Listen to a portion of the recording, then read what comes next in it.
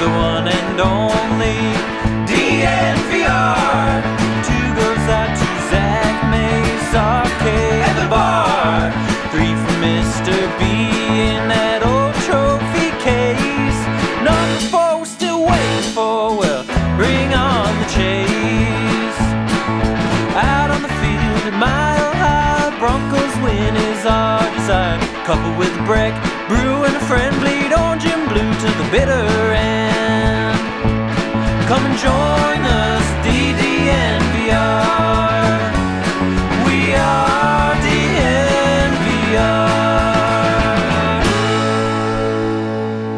Welcome into the DNVR Broncos podcast on this terrific Thursday. I'm your host, Zac Stevens, joined by my man, Andrew Mason, and we're back in person today. And MSU Denver is always there for you, whether you're in person or online. MSU Denver Online has got you covered. They're, of course, our presenting sponsor of today's pod. And what's great about MSU Denver is wherever you are in the country, in the world, you can go and get an education, and that education will allow you to take either one class or get an entire degree, and you can do that over at MSU Denver Online. And right now, they're giving you a chance to waive the application fee so you can get in for free. Use the code DNVR Sports over at MSU Denver Online to get your application fee waived. So check them out over at MSU Denver Online. My boy, Mace, how's it going? It's going all right. I'm knocking on wood because... You're touching wood. Yeah, well, you say touching wood, I say knocking on wood. Knocking on wood because we're here because we tested negative yesterday. That's why we're here in person. Not so good for the Broncos right now in that regard. It is not. Broncos supposed to be practicing right now, and they are not. And that is why we are here with you right now instead of at Broncos practices, because the Broncos have canceled practice due to the spread of COVID that is happening in the UC Health Training Center. Yesterday, the Broncos placed 4 players on the COVID list. Earlier this week, they placed 2 players on the COVID list, and today they are expected to place potentially 5 more players on the COVID list. Some significant names from what I'm hearing, Mace. We don't know exactly those names today. Of course, yesterday, Tim Patrick led the way in terms of prevalent names. You also had Tyree Cleveland, so multiple guys in the wide receiver room. And then who else did Calvin Anderson and Caden Stearns. So your backup left tackle and your dime backer. And oh, by the way, I mean, it's happening on both sides because, of course, you had earlier this week Mike Williams, Chris Harris Jr., and Nasir Adderley with the Chargers going on the COVID list on Monday. Now, if they test out by Saturday, which they can, they could be in the lineup for Sunday. Everyone who tested positive yesterday, including Tim Patrick, they can't play Sunday. The guys that we'll end up seeing here, we'll find out for certain when the wire comes out here at some point, probably in the next 60 to 90 minutes. They won't play. And also, to go back to the Chargers, they got 7 guys back yesterday, including Joey Bosa. Yep, so big news for them. Slightly good news for the Broncos. They got Lloyd Cushenberry back yesterday, and maybe it's actually very good news the way the offensive line looked without Lloyd Cushenberry this past week. So that's good. They'll have him back, and there is a chance the Broncos will also get Mike Purcell back, who tested positive earlier this week. They could get him back, so good for both sides of the line because the Broncos weren't able to run the ball last week, and they weren't able to stop the run. They're going to need to be able to do both of those things this week. And you're going to have Garrett Bowles, right? Because he just had a case in the last couple of months. Exactly. So he should be okay. And you're going to have Drew Lock because he had his own positive test back in November. He should be good to go, no matter what. And why you're able to say that about guys that have already tested positive is there's a 90-day period after you test positive and come back where you don't have to test anymore. To reflect immunity, the natural immunity that you have. So you don't have to worry about those guys testing positive. But not good news. And based from what I've heard behind the scenes, there are going to be some significant players, at least 1 or 2, that come up on this list for the Broncos, and that is no good. And of course, Mace, it doesn't mean that the spread is over. We know that just canceling practice for one day doesn't mean that it's not going to spread anymore. We may see practice canceled tomorrow. We may see practice canceled on Saturday. And of course, the Broncos have to travel out to Los Angeles on Saturday. I asked Vic today, I asked Vic today if there's been any talk of moving the game, and he said no. And unless it would have to be really bad for the NFL to move it. I know they moved a couple of games a few weeks ago. They are not going to do that unless they absolutely have to. Yeah, and there are a lot of complicating factors in play. You just coughed there. You okay there, Zach? Yes, I'm fine. It just my throat is really dry. All right. Okay, but you tested negative. I tested so negative I feel a lot better about that. And actually, one of the reasons why we were remote is that there was somebody that I was around for dinner last Friday who had symptoms. Turned out they tested negative, but I just said, let's just be careful here. And that's why it was my fault that we were doing this stuff remotely. So I apologize. But You don't have to apologize. Again, abundance of caution. That's what we're going with right now, right? Exactly. So fortunately, we had the test on Wednesday negative, all good to go. Now, one interesting thing about why they don't want to delay the games at all is there is a flexible scheduling thing for Week 18 where 2 games are getting moved to that Saturday. Mm-hmm. Yep. So and we don't know who it is, right? It can be any. It could be any. So not only are you going to have a game get bumped to Sunday night, but you're going to have 2 games played on Saturday, and presumably these are going to be, how shall we put this, games with, if they can, games with standalone playoff relevance. Yeah, it'll be a playoff game before the playoffs start. Or either for getting into playoffs or for seeding. And the reason why that comes up is, there's a circumstance there where you could see Broncos Chiefs getting moved up to Saturday because the Chiefs would need the game to clinch the number 1 seed, and the Titans could cash them, but the Titans would still be playing for seed a day later. So it's possible that Broncos Chiefs could be a game that, if circumstances work out a certain way this weekend, gets moved up 24 hours to Saturday. And in that case, even more reason why you want to get this game in on Sunday, if at all possible. Well, Mace, I think in order for the Broncos game to be bumped to Saturday, I think the Broncos would have to be playing for something. And yes, it doesn't seem like the Broncos will be playing for something, but there's a chance. And let's dive into this conversation. I think the Chiefs would be enough, though. Remember, the Chiefs were enough to get the Broncos to Sunday Night Football earlier this month. Hey, no. Broncos are playing. That was for first in the AFC West there. Broncos are playing for something. Yeah, they could have taken Chargers Bengals. We all know what that was about. That was getting Patrick Mahomes on national television. It was, but the Broncos were also playing for something, and it's not crazy to say the Broncos will be playing for something next week as well, even though we have, I think, rightfully written off the Broncos' playoff odds this year. According to 538, the Broncos' chances to make the playoffs, 0.1%. That is bad news. The good news is, Mace, I think the reality of them making the playoffs is much higher than 0.1%. Now, it's not 50%, but I think it's a lot better than 0.1%. We touched on it yesterday, but there's 4 things that have to happen this week for the Broncos to be alive next week. The 4 things: first, Broncos have to take care of business against the Chargers. Next, Rams have to beat the Ravens. The Titans have to beat the Dolphins. And the Browns have to beat the Steelers. So that's a 4-team parlay of what you need to happen there. But Mace, outside of the Broncos playing the Chargers, every other team that the Broncos need to win, they're favorites in the game.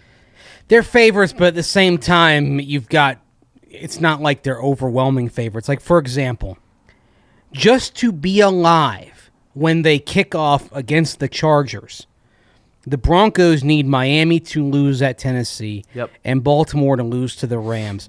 Right now, the Dolphins have a 45% chance of winning in Tennessee. So they've got a 55% chance of losing. Right. And the Ravens have a 46% chance of winning. But the thing is... 54% chance of losing. Yes, but then you need both of them to lose. This is why parlays are so tough to pull off. So if you take those percentages right there is... Again, you need both teams to lose. There's a 29.7% chance of both teams losing. So start right there. The Broncos aren't playing for... The Broncos have basically a 70% chance of being eliminated either at kickoff or before. So it starts there. Okay, it starts there, and if let's say you want to put this in a teaser, in a parlay itself, Mace, like you're talking about those two for the Broncos just to be alive, plus 126. Right. That's not bad. Okay, so let's move on to the Bronco-Charger game. Okay. 34% chance of winning according to 538, right? For the Broncos. Yes. So that coupled with the fact there's a 29.7% chance of them being alive means the Broncos' chances of being alive on Sunday, as of Sunday night, are 10.1%. Then you have Cleveland against Pittsburgh on Monday. Before we get in there, the parlay odds there really increase. Now you're in a favorable way if you want to make money, not in a good way if you want realistic odds. You're about 10-1 right now, right? Plus 624. Okay. All right. Cleveland has to beat Pittsburgh. Cleveland goes in this game with a 47% chance of winning against the Steelers. 47. 47%. Really? Because they're 3.5-point favorites. Okay, we're going so by... the odds are different. Yes. So going by that, 4.7%, a 47% chance, Broncos 10% chance, means that the Broncos' chances of being alive after Week 17 are 4.7%. So basically, 21-1 odds of the Broncos still having a chance after Week 17. So we start there. The odds are long of them still being in the mix even after this week. Yep. And then they get even longer, and you may have to kind of adjust those odds based on whether the Chiefs are playing for something or not. According to 538, Chiefs have a 75% chance of winning in Denver in Week 18. Let's say that's with them at full strength. If the Chiefs have clinched, I think the Broncos' chances go to 80%, right? Mm-hmm. But then you have a host of other results that need to happen in Week 18. Miami has to lose to the Patriots. Baltimore has to lose to Pittsburgh.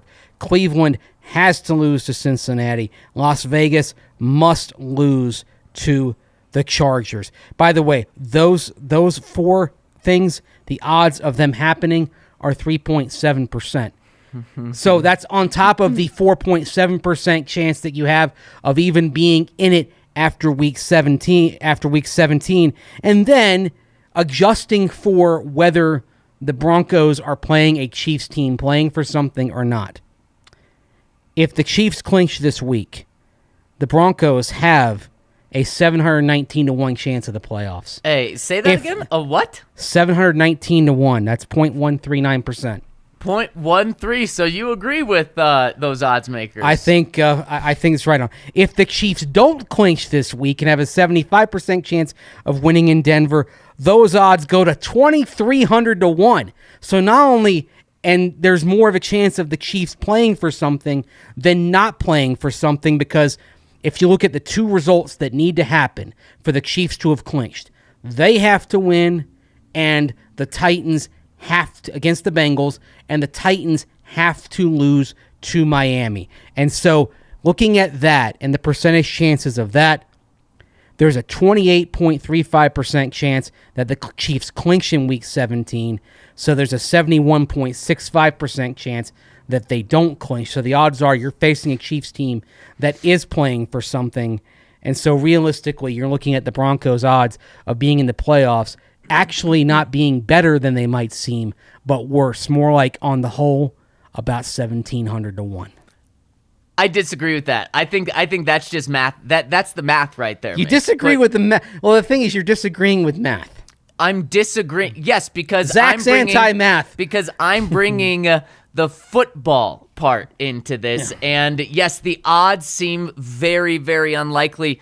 But Mace, again, we're talking about 4 things have to happen this week. The most unlikely one is the Broncos beating the Chargers. You know what? The Broncos already beat the Chargers this year. They've already done that. Now, they're going to have some difficulties. Backup quarterback, some guys on the COVID list. Chargers are also battling that a little bit, but that's the most difficult. Then they just need 3 favorites to win this week. And I know when you parlay all of these things, that gets a little crazy, but I don't think it's that crazy for the Broncos to be alive after this week. 21-1.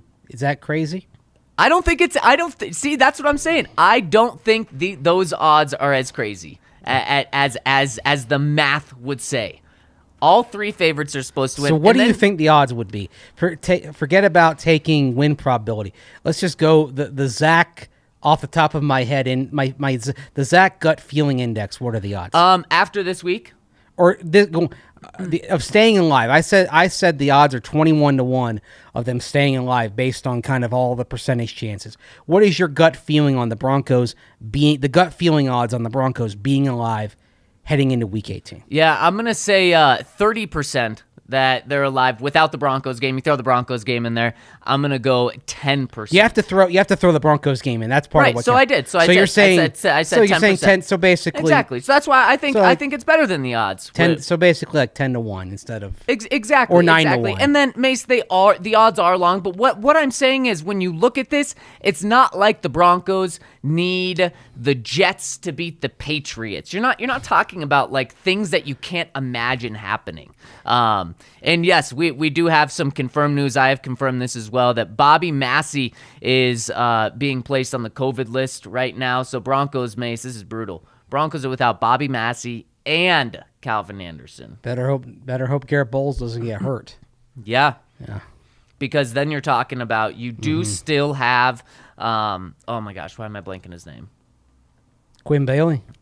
You have Quinn Bailey, but who's the other guy who started multiple games this year? You had I'm blanking too. Yeah, I guess I'm in a mental fog right now. The high paid, or not high paid, but the free agent that you brought in. Oh, Cameron Fleming. Cam Fleming. There we go. So Fleming will play right tackle. Yes. Fleming will play right tackle, and then you have Quinn Bailey as your swing tackle right now, Mace. And that is assuming that there's no other ones. Now that we've had a positive test in the offensive line room yesterday and a positive test today, that is very concerning. So the first name we find out, Mace, is a starter right off the bat.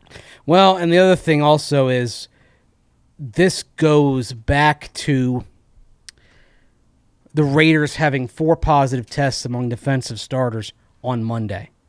So is there evidence, they may say, there's no evidence of spread, but you are talking about close contact, people being tackled, and don't forget, it's an indoor stadium too. It's not open air. It's plenty of wide open space, ventilation, but it is an indoor stadium. So what I'm saying is, I don't think the Broncos, even after today, just based on the incubation time, I don't think the Broncos are by any stretch out of the woods on positive tests going into the weekend as well. No, I agree. So this is something where, I mean, again, it wouldn't surprise me if they have to cancel practice tomorrow too, if there are more positive tests. Now, of course, I mean, right now, because of the new protocols, it is incumbent upon the players saying that they have symptoms and going in and getting tested. Right. So players could be like, I feel good.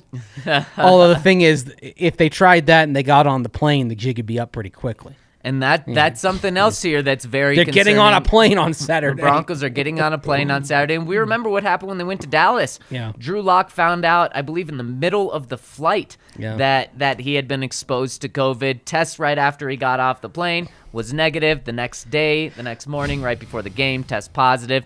That's something that the Broncos could be facing here as well. I remember Teddy Bridgewater was testing before the game and actually had a false positive in the morning of. There was a very real shot that Brett Rippon was going to have to play that game. Yep. Yes, absolutely. Absolutely. And then I don't think the Broncos would be even in these incredibly remote and quite unrealistic playoff discussions to begin with. They'd just be done. Yep, they would be done, but they're not done.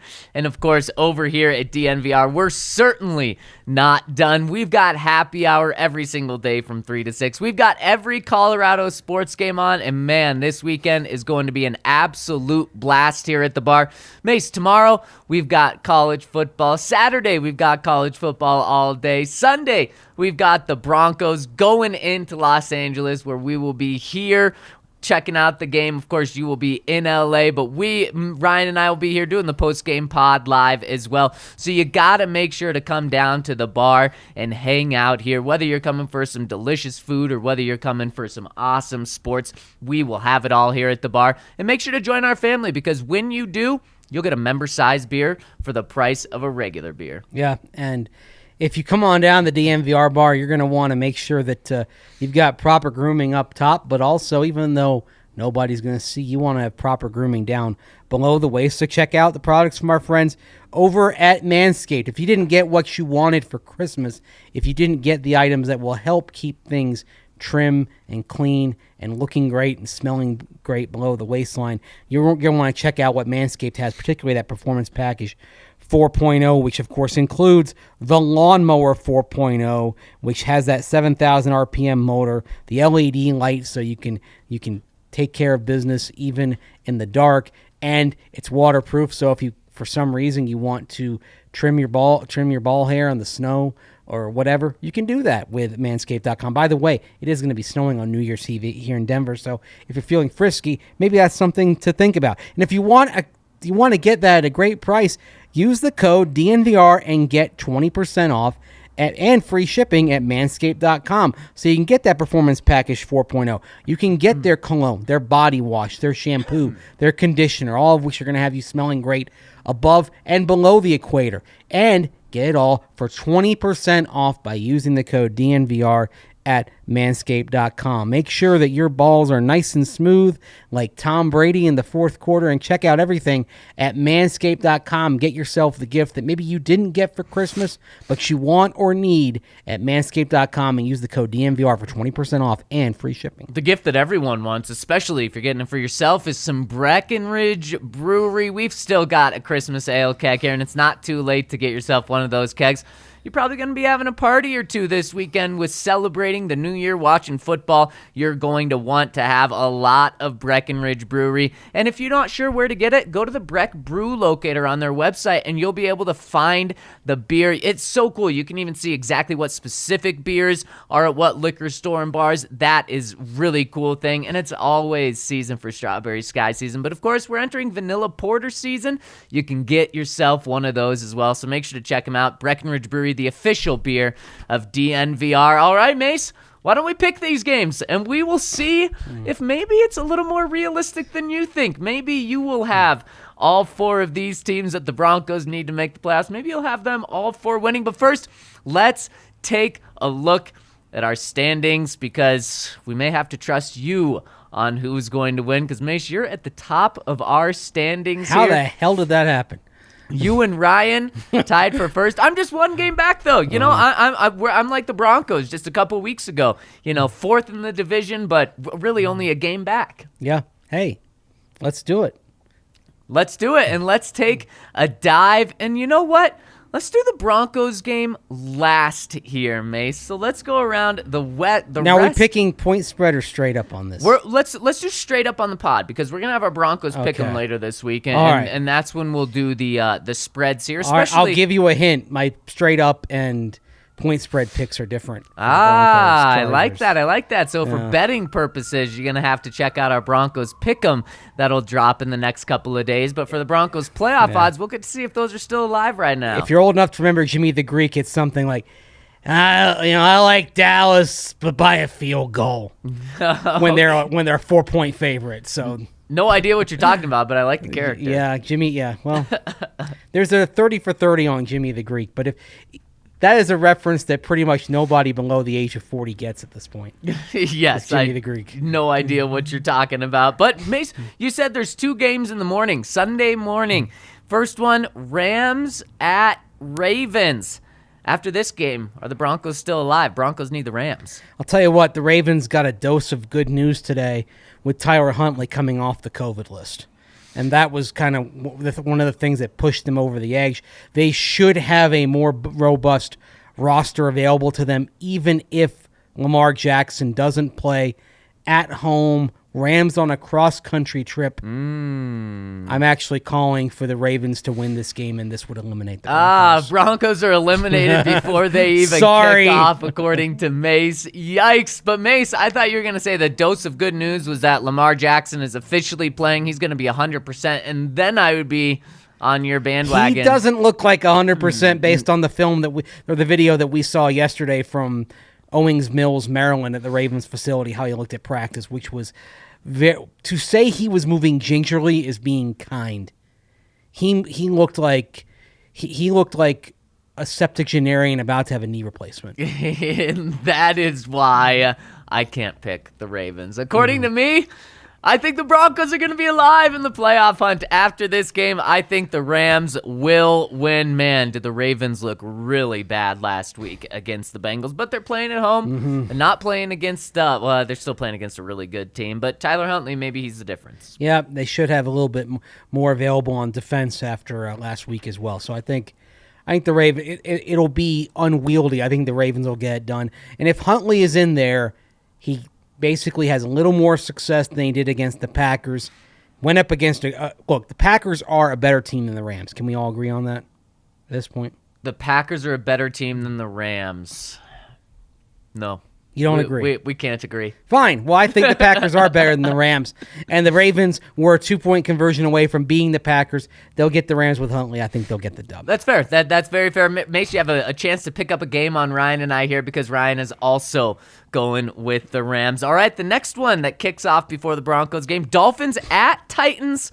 Like we said, Broncos need the home Titans to win. Yeah, and this is one where I think that the Dolphins finally get a little bit exposed here. Not to where they get blown out, but maybe it looks a lot like the Titans game against the 49ers where they struggle a bit, but just kind of keep wailing away, as Jack Del Rio would have said, keep chopping wood, and they pull a late win out of the fire, which would in turn mean that no matter what the Chiefs did against the Bengals, the Chiefs would have to come to Denver in Week 18 on point playing for the number 1 seed. Right, exactly. It would mean that. So you've got the Titans winning.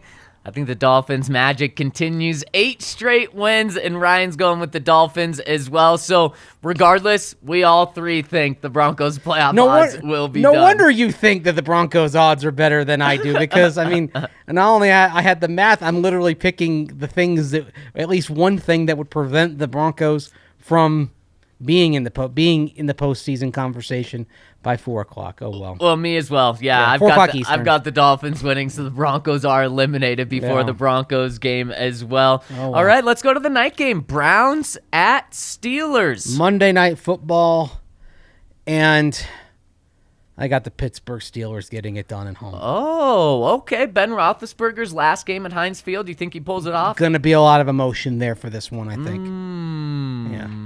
Ryan is with you, Mace. I'm taking the favorites. 3.5-point Browns going into Pittsburgh. Pittsburgh's been way too down this year. I'm going Browns, and man, this is my chance to tie you guys. Cleveland just keeps finding ways to lose. That's the thing. Do. I mean, they should have beaten Green Bay. If Baker Mayfield isn't just being Santa Claus to the Green Bay Packers, on Christmas Day, the Browns do win that game. I mean, I'm a Baker Mayfield guy, but Baker lost that game for Cleveland. Yep. Yeah. Yeah. No, fair to be concerned about Baker right now. Yes, me as well. And it seems like reports are coming out that the Browns may want to run it back with him for one more year, but that's a tough place to be. Well, and the other thing is, it's kind of sometimes you're looking at the options that you have. Baker Mayfield's probably their best option. He's and look, he's still, at least with him, you can look and say there's a couple of successful seasons that he's had. His rookie year, and then year 3 when he got the Browns to the playoffs and they went to Kansas City in the divisional round and gave the Chiefs a scare. So you kind of, at least there's some success that you can lean on and say, well, all right, let's see what happens here with him on the 5th year option. Right. But basically, he goes in with 1 year to save his career in Cleveland. Exactly. I mean, a former number 1 overall pick who hasn't been a bust, you have to imagine that they're Right. going to give him every opportunity to earn it. He's still literally the best quarterback that they've had since Bernie Kosar. Yeah, which is just wild. I mean, it says a lot about what the quarterbacking standard has been in Cleveland, especially since they came back into the NFL in 1999. But, I mean, he's the best quarterback they've had in multiple generations. yeah, and That does have to kind of govern your thinking a little bit. And I know that he had a really good season last year, but when you just look at this season, Yeah. Teddy Bridgewater has a better statistical season, kind of easily, than Baker Mayfield. He has more touchdowns, and I believe fewer interceptions, a higher completion percentage, and I believe even more passing yards. This is why, and I know it's going to drive some of y'all watching this and listening to this pod crazy, Teddy Bridgewater is going to be starting for somebody in week 1 next year. Yep, and actually... I don't expect he'll be here, but he's going to be somebody's starter at the opening of the season, even if he's got Malik Willis or Sam Howell yeah. or Desmond Ridder standing on the sideline behind him waiting to develop. Exactly. Yes, and to confirm, Teddy has a better completion percentage, more passing yards, more touchdowns, fewer interceptions, a better passer rating than How about Baker Mayfield. yards per attempt, too? I'm not sure. I don't have that up here Okay, right yeah. now. But I think you can also look that there's been some speculation. I think Bill Barnwell earlier this week, I believe he put out a piece about potential trades and said maybe Matt Ryan to the Broncos. Teddy Bridgewater has better stats than Matt Ryan this year. Let's just not get too caught up in the names of quarterbacks, but more so who they are right now. And again, I'm not trying to raise Teddy Bridgewater and say the Broncos should sign him 4 years, $100 million. I'm trying to say that by lowering other people and saying let's not get too crazy caught up in names and who people have been. Well, think about this. Let's say, again, this is going to drive people nuts. But what if I had this discussion on the radio yesterday. I'm going to give Eric Goodman credit for this idea because he based it off Bill Barnwell, said, what if the Broncos traded for Matt Ryan? No, I'm already out. All right, fine. But no, I just want to – I'm not putting it out for you. I'm putting it out for the viewers and listeners. What if the Broncos traded for Matt Ryan and they trade a 2023 first-round pick? Oh, my God. But 2022 round 1 pick was a quarterback behind Matt Ryan. And so basically Matt Ryan allowed you to have a better chance in 2022, but you weren't screwing up the future. You weren't making the mistake you did with Case Keenum. You were actually kind of going over the top and committing resources to that. And I say, okay, yeah, that would make sense, but here's the thing. Matt Ryan, if you trade for him, it's $25 million on your cap next year. Right. Okay? Aren't you better off just bringing back Bridgewater on a 1 or 2 year deal if you're going to draft that quarterback? 100%. And Mace, then- you cannot Right. do that. And then aren't you better off still if instead of Bridgewater, if you do draft a quarterback, you sign an Andy Dalton or Tyrod Taylor at roughly half the price that Bridgewater might command? Yeah, Tyrod. I could be down for that. Now, it absolutely must include drafting a quarterback. But Bingo. That's the key. That's the key to this whole thing. This is if you don't get Rodgers and you don't get Wilson, and you're saying, all right, we got to get QB1 in this draft. Mace, I get sick. Remember, George Payton said there are quarterbacks available every year more than franchise corners, right? Yeah. Well, here's the test. Which is absolutely crazy. I get sick on the idea of trading for Matt Ryan. I don't blame you. I get nauseous at the idea of giving up a semi-good pick. I don't even know where my head's at thinking about trading a first rounder for him, like Barnwell suggested. And if they do that, they're not drafting a quarterback in the first round this year. So that would just be a nightmare in my mind. I mean, that's my fear. Yeah. That if they got Matt Ryan, they'd say we're good. They would. If you told me Matt Ryan was partnered with just name your quarterback. If they like Sam Howell, if Sam Howell is standing on the sideline with the earpiece in his ear and he's basically soaking everything in. If it's Desmond Ridder, Matt Corral, any of these guys, if you had them behind Matt Ryan, I'd say fine. But my fear is that if they did trade for Matt Ryan, it would be very much like Case Keenum in 2018, where they said, "Oh, we're good." That's what it would be. It would be Joe Flacco to a worse extent because you'd be giving up more, and it would be the exact same thing. It would be saying Matt Ryan's in his prime, and I don't want a round 2 quarterback, by the way. No, and the last time Matt Ryan had a great season was in 2018. So you would have to convince yourself that he is the quarterback he was 3 or 4 years ago once it's 2020. That is crazy. We learned that with Joe Flacco. Don't do that. Okay, I don't even know how we got on this path, but it makes me upset, Mace. And I'm also upset because we've already eliminated the Broncos from the playoffs. But let's dive back into these picks right now. We got the Raiders and the Colts. Let's dive into the AFC picks specifically right now. Raiders, Colts, a lot of weird things going on. Seemed like Carson Wentz was for sure out for this game. Then the protocols changed right after he gets put on. It seems like he's eligible to be back this week. I don't think we'll know until right around game time if he's back, maybe Sunday morning, Saturday night. So who do you have in this game just straight up? Well, you know what? I mean, this is the thing. This is why picking games is especially as early as we're talking about here, it's a fool's errand because we don't know what the Colts lineup is going to look like. I mean, is Wentz going to be cleared? Who knows? It might be Sam Ehlinger in there. I'm still going to go with the Colts. Because of your guy, JT. Jonathan Taylor. And the Colts should have, I mean, they should be a bit more fortified on the offensive line than they were last week against Arizona, and they still got the job done. If any team is kind of, at this point right now, built to withstand having to go with a rookie quarterback and just say, all right, we're going to hand the ball off a bunch, there are probably 2 teams that stand out, the New England Patriots and the Indianapolis Colts. And I'd put the Colts ahead of the Pats because of the quality of the running back and the guys that are in front of him. Jonathan Taylor, even if the Raiders are stacking the box, Jonathan Taylor should still get his 100 yards. I don't think that the Colts will be flummoxed by the Raiders up front the way the Broncos were last Sunday. I think the Colts win. Yeah, I agree with you, Mace, except I don't agree with you about the part about the Pats. They have to have Mac Jones because he's a king out there.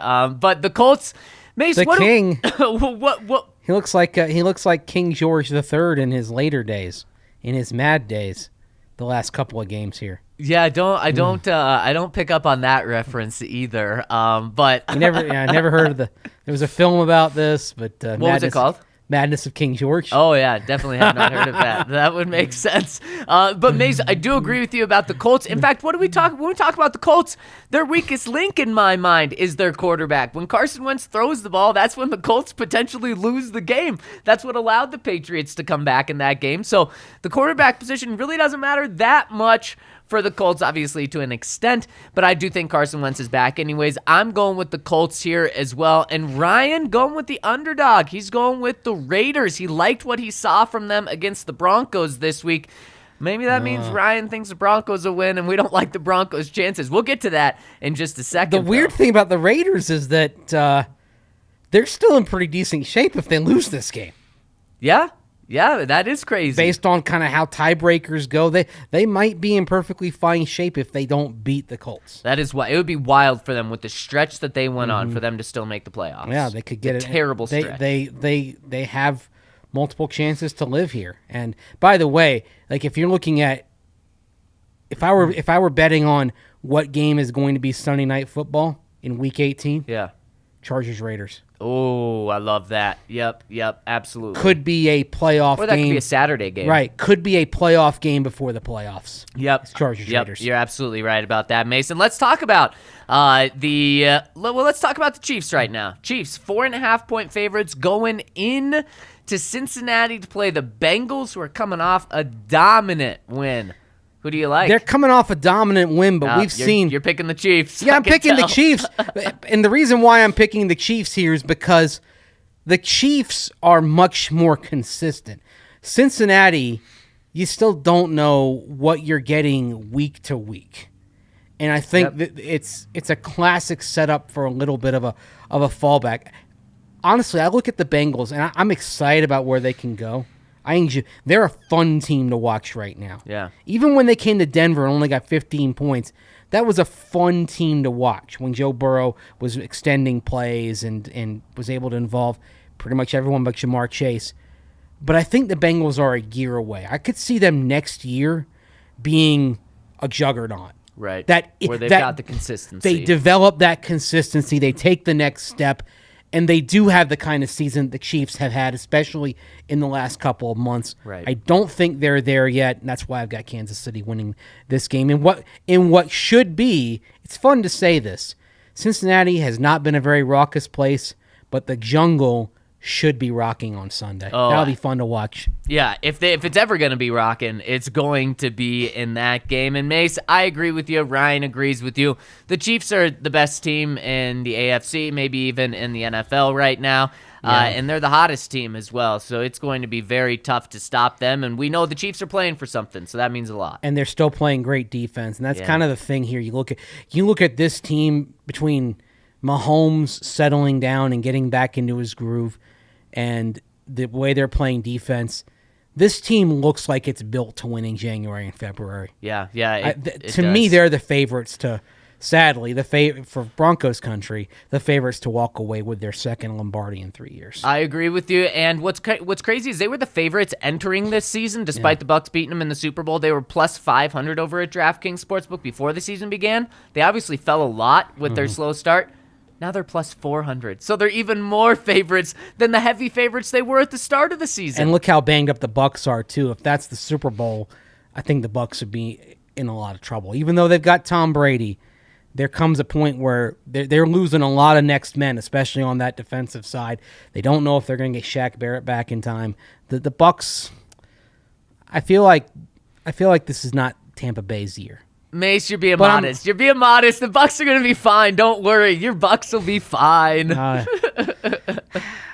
We'll all be rooting for them if it's that game again. I can tell you that.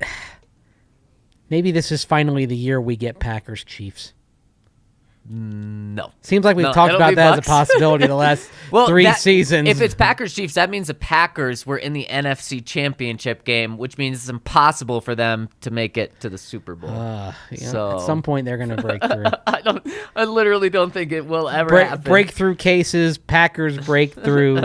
And then if the Packers make the Super Bowl, and I'm sorry to say this for those who want Aaron Rodgers, I think the chance of Aaron Rodgers coming to Denver drop considerably. Because he retires or he stays in Green Bay? He runs it back in Green Bay if they get to the Super Bowl. And win, or just regardless if they're there? I think if they just get there, yeah, it'll be like, all right, let's find we're gonna do all the cap gymnastics possible. We're gonna find a way to keep Devontae Adams. We're gonna find a way to keep restructure and keep Aaron Rodgers. I agree. I agree. Honestly, Aaron Rodgers would be crazy if he left a situation like that. Yeah, he would.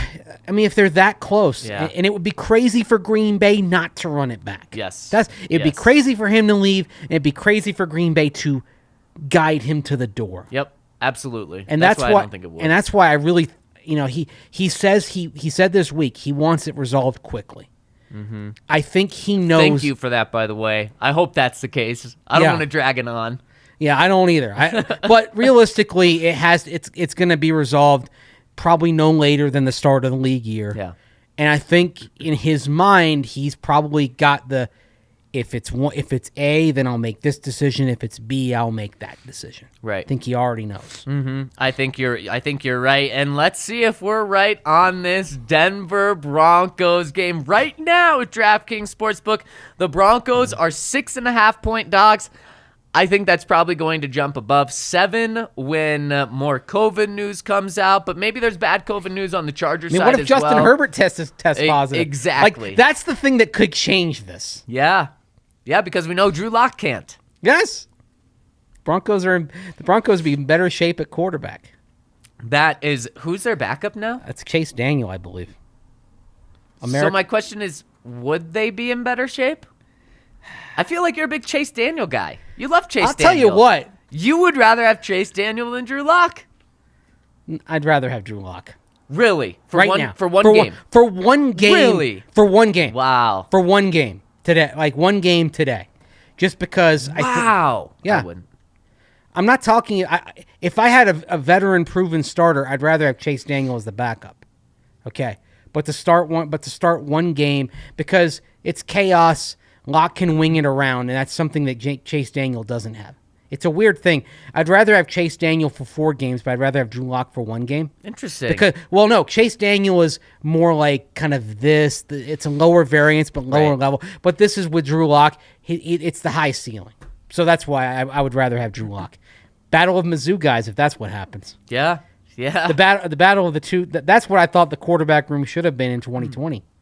Yeah, it is. Drew Lock and Chase Daniel. Yep, and they could be going up against each other, but as of now, it is not. It is Justin Herbert. And Mace, just like last week, I want to get a little stat line prediction from what you think Drew Lock is going to put out. And when you think of that, I'll read Ryan's prediction right now. Ryan thinks 14 of 24. That's very underwhelming. 222 yards. Okay. 1 touchdown. 1 interception. I have to think with a stat line like that, Mace, that Ryan is choosing the Chargers. Would you think 14 and 24, 222 yards, 1 touchdown, 1 pick gets a win? No. I wouldn't think so. And I wouldn't think so. And the other thing is, Chargers are a shaky defense, and I pointed out in the story that I've got at the DNVR right now just how bad they are in first down rate, how bad they are in allowing 20-plus passes, 40-plus passes. They're going to give up explosive plays, and they're going to allow you to move the chains through the air. But that being said, it's also a defense that is allowing 4.7 yards a carry. And you're not going to have Austin Schlottman at center. You're going to have Lloyd Cushenberry. And while the Chargers get Joey Bosa back, I think we'll all agree you'll take the Raiders' defensive line and front 7 over the Chargers, correct? Yes. Yes, most definitely.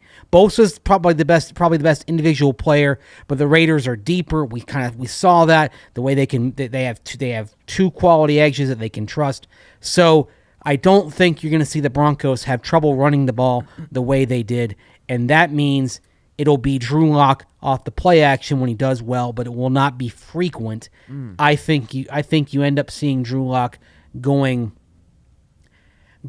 13 of 22, okay, 160 yards, a touchdown, and a pick.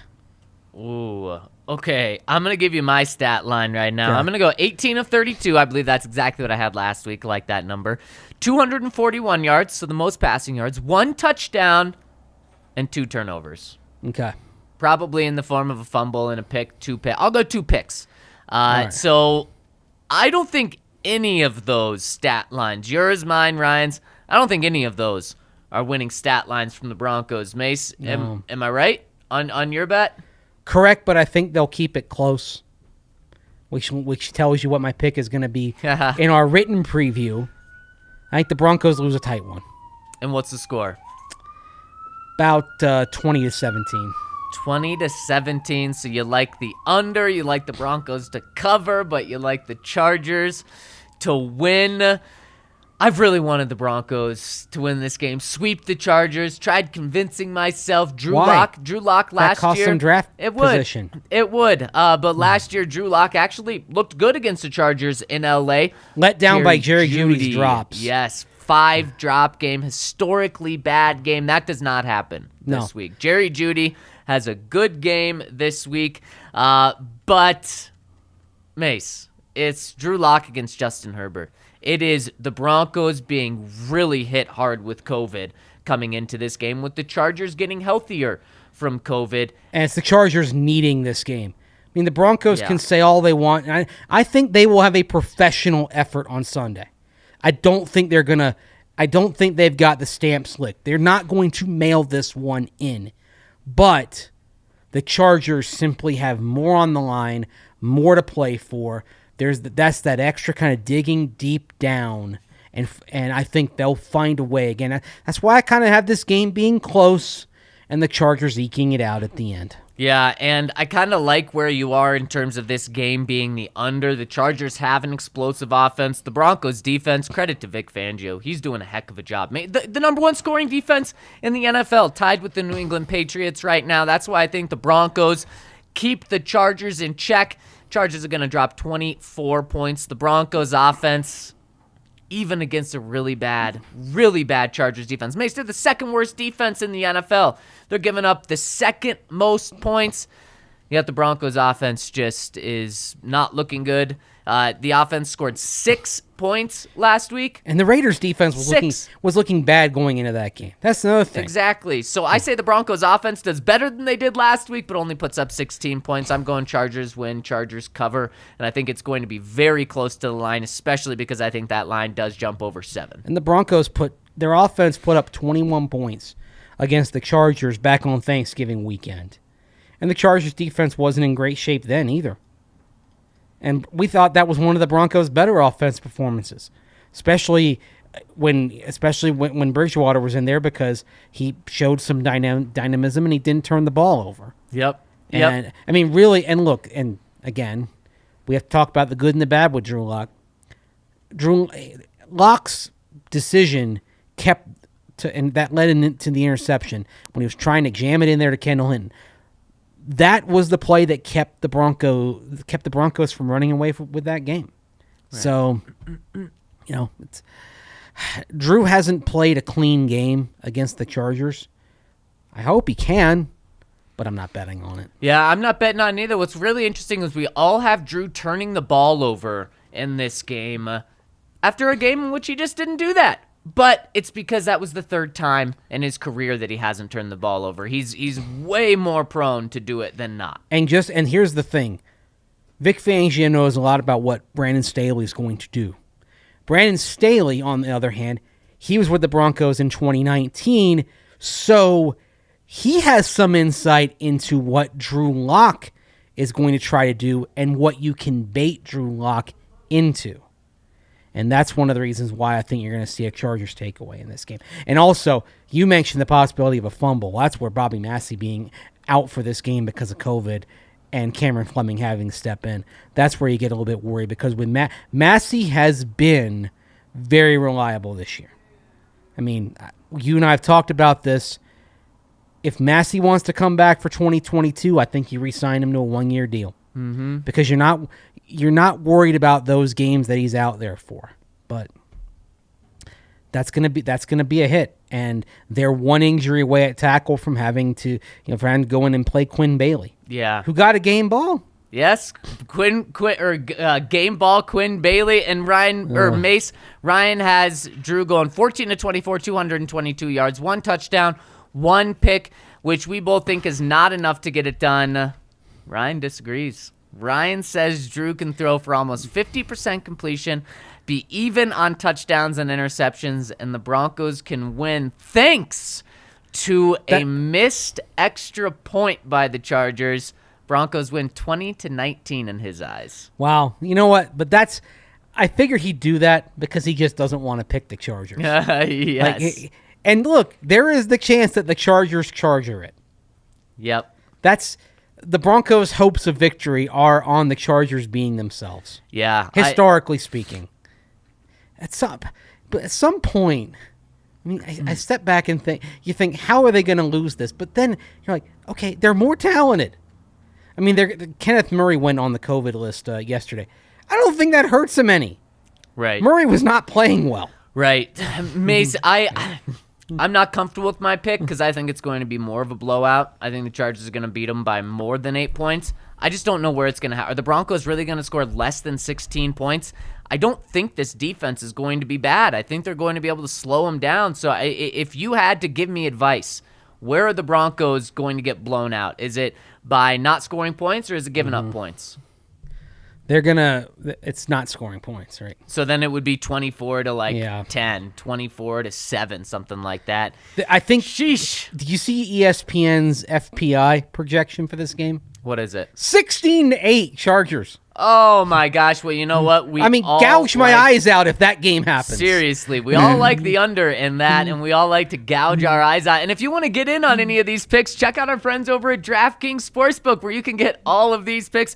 Maze, I believe the over-under right now is 46. We all like the under. You can smash the under over at DraftKings Sportsbook right now. And on top of that, besides just getting in on this game, you can get in on all of today's college action. You can get in on tomorrow's college action, which really quick, Maze, Mace, I want to get your picks, quick picks, on the 2 semifinal games tomorrow. And let's do these against the spread. Cincinnati at Alabama. Alabama 13.5-point favorite over at DraftKings Sportsbook.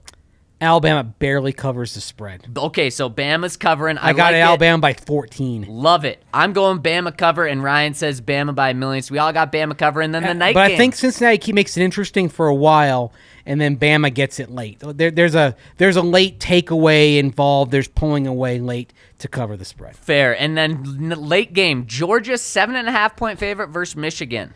Easily the toughest defense that the Wolverines have seen since they hammered Wisconsin back in September. Yep. And I think, with all respect to what Jimmy Leonard does at Wisconsin, and if he's the guy that he is my out of left field person that I would interview for the Broncos head coaching job. Oh, of course you would. Former Broncos safety. Rex Ryan said smartest players ever coached. I love it. Which means he thinks he's smarter than Ray Lewis. Right. Terrell Suggs. Right. Says a lot about Jimmy Leonard. You see how smart he is on a week-to-week basis.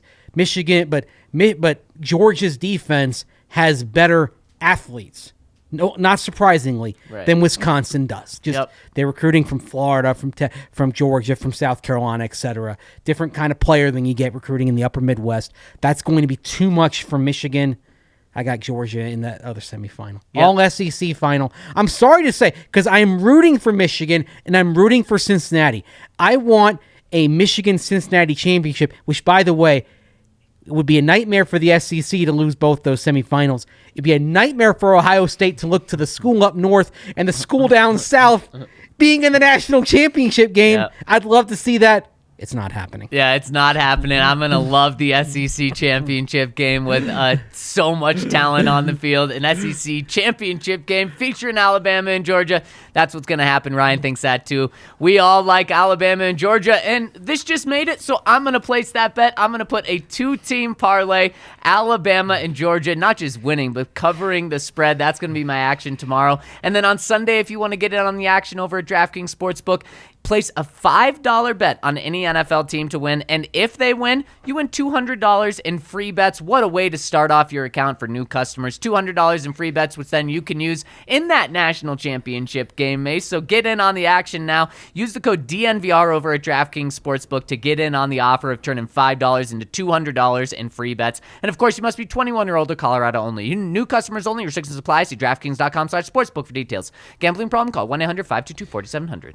Pardon me. I also want to tell you about Green Mountain Dental. Of course, if you want to make a good New Year's resolution, this is our last podcast of 2021. How about that? Wow. Yeah, it's going to be 2022 What a year. next time we talk. Yeah. And we all thought it was going to be much better than 2020. Ha! More Broncos wins, that's for sure. Hey, yeah, that's true. That's very true. But there are things you can do, even in the midst of all the chaos in the world, to make sure that your life is a little bit better. And one of them is by taking care of your teeth. And there's no better place in the Denver metro area to do that than at Green Mountain Dental Group. And if you don't know, Green Mountain Dental is in Lakewood. They're the best damn family-owned dentist in the metro area. And they're Colorado sports fans just like you are. And they're going to make you feel like you're part of the family. If you become a new patient, they'll send you a personal card. They'll give you a call to check on you after your appointment, after your procedure. That's something that people on our staff have learned. You know, we had Lindsay, who's been our sales director, who got a call after she had her wisdom teeth removed from Green Mountain Dental Group. That's the kind of service that they provide. They care for you not just when you're sitting in that dentist chair. And here's the thing. If you schedule a cleaning, x-ray, and exam at Green Mountain Dental, you're going to get a free Sonic Care toothbrush. It's a terrific freebie. This isn't just some crap giveaway. This is something that'll change your brushing habits. It'll change the health of your teeth. I use a Sonicare toothbrush. It's the only one I use. You use a Sonicare toothbrush too, right, Zach? Absolutely. Absolutely. Best in the business. And you can get that for free if you schedule a cleaning, x-ray, and exam at Green Mountain Dental Group. They're 15 minutes from downtown Denver. They're a longtime DNVR partner, as they would say in the film Blue Chips, friends of the program. So show them some love. Check out Green Mountain Dental Group today. And check out us. The American Raptors coverage that we have over at thednvr.com. You can't beat our guy Colton Strickler has you covered with everything Colorado rugby, and they've rebranded once again to be called the American Raptors, and it is so cool what they've got going on. Not only the American Raptors, they're Rugby Town USA's newest rugby team, and if you want to check out a game, the awesome thing, Mace, it's free. You get to go for free. Head over to AmericanRaptors.com and grab your free tickets to the upcoming season, and if you can't make the game, go to AmericanRaptors.com because they'll be streaming all the games from their website. And of course, check out our coverage, not just on the DNVR.com, but any place that you want to catch a pod. Just search DNVR Rugby Podcast and we'll pop up right there. You want to learn about rugby, that's a perfect place. You want to get caught up to what's going on with the American Raptors, that is a perfect place. So make sure to check the American Raptors out over at AmericanRaptors.com. And of course, check out our coverage over at thednvr.com where our guy Colton Strickler has you covered. All right, Mason. Cortland Strickler, I like that. Cortland Sutton has got you covered. Yeah. All right, Mason, let's hop into the comment section and talk to the people. Yes, let's get going here as we dive in. And Kale, real quick, do we have any super chats today? All right. So Nemo3 gets us started. I'm thinking we have to improve our O-line, boys, the interior specifically. Lloyd Cushenberry is great and still young, but no thanks. I think this offseason we inevitably will give up draft capital, possibly multiple first and seconds to get a big-name vet. However, I think regardless, we still need two faces up front. I think he's referring to a veteran quarterback. In a potential trade to get an elite quarterback, do you think we give up so much draft capital that drafting a plug-and-play lineman becomes out of reach? For reference, I really like what Tampa Bay did by getting Tom Brady and Tristan Wirfs in the same offseason. It paid dividends for them immediately. Yeah, I think real quick, if you do trade for one of those elite quarterbacks, the single best asset you are trading to that team is a first-round pick that could be top 10. Yeah. So that's valuable. I think if you're going to get one of those elite quarterbacks, you have to accept that first-round pick, and that plug-and-play lineman is probably out of reach for you. Yeah, probably out of reach as well, and you're probably also trading a second-round pick, this year's second, since that's more valuable than next year's second. So you're probably going to be going with Lloyd Cushenberry. Maybe if you really don't like what he's doing, you slide Quinn Meinerz over. I think if this staff is still here, specifically Vic Fangio and Mike Munchak, then I do think, Mace, that we'll be talking about Lloyd Cushenberry as a center again. Yeah, and look, he's played better, and I think the other thing is now you've had a chance to experience life without Lloyd Cushenberry up front, and sometimes it takes a game like that to find out just how valuable somebody is. Yep. And look, the other thing is O-linemen, they do take a while to kind of grow, and it's interesting like how you look at a lot of the better O-lines in football, and unless you've got that plug-and-play guy, a lot of the best O-lines are filled with guys on their second team. So I think probably you stick it out with Cushenberry. O-line probably more than quarterback even takes some time. Quarterback, we've seen a lot more guys be successful early than in that first year than O-line. Yeah. Proportionally speaking. Yeah, and on top of that, Mace, if you're going with the veteran quarterback, everyone on the line is going to be improved with him. Well, remember when Peyton Manning walked in? The Broncos had one of the worst lines in football in 2011 with Tim Tebow trying to figure things out. Peyton Manning comes in, boom, statistically one of the best. Now, that tells you that quarterback has an impact, and the thing you learn is a lot of sacks are on the quarterback, not on the offensive line. Even last week, some of the struggles, there were times where Drew Lock was drifting a little bit. Yep. And that didn't help the O-line's cause as well. It's never totally on the O-line. Yeah, exactly. Next one coming in from Wildcard. Hey, fellas, has a coach with as bad of a tenure as Fangio ever made it to a fourth season? I cannot imagine too many professional sports teams have kept coaches around for longer than 3 consecutive losing seasons with 0 prior success. Thanks for the great content, ya boy Wildcard. Well, I mean, I took a look at coaches late last week that missed the playoffs in all of their first 3 seasons on the job, and majority of them didn't make it to year 4, and of the 36 that did since the merger, only 14 end up making the playoffs with their team. So think about that for a moment. If you bring that coach back, the chances of success are pretty limited. Now, if you just give me a second here, I actually have the Excel file in front of me. So let's take a look at what Vic Fangio's percent. What is Vic Fangio's percentage right now? He is at let's see, 7-9 plus 5, 7-9 plus 5-11. So that's 12-20 plus 7. So that's 7. That's 17 and that can't 19-29, right? Okay, sure. I trust your mental math. Absolutely. I think I feel like I'm off, or 19 and 28. So 19 divided by 47 total games. That's a 404 winning percentage. And so let's see here. Comparable coaches that missed the playoffs each of their first 3 years and had right around that level of winning percentage. Well, let's see here. You've got Bum Phillips, New Orleans, Mike McCormick, Philadelphia, Gene Stallings, St. Louis, Phoenix Cardinals, John Gruden, who got ousted for different reasons with the Raiders recently, Dirk Cutter with the Bucks, Marv Levy with the Chiefs, Todd Bowles with the Jets, Romeo Crennel with the Browns back in the 2000s, Bill Belichick. Yeah. If you really want to have some hope, Bill Belichick with the Browns, 91 and 93. Lindy Infante, Packers, John Malkovich, Chiefs, Forrest Gregg, Packers, Walt Michaels, and the Jets. And think about it this way. And then Jeff Fisher with the Titans. So Fisher figured it out eventually. Didn't win it all. Yeah, kind of. Belichick figured it out with another team. Yep. And then Walt Michaels got to a single championship game and then got fired. But most of the names I mentioned, Gene Stallings, Marv Levy figured out with another team with Buffalo, but in Kansas City didn't get him going. But you've got a lot more Lindy Infantes and John Malkovichs and Forrest Greggs and Todd and Todd Bowleses and Dirk Cutters than you have of the other.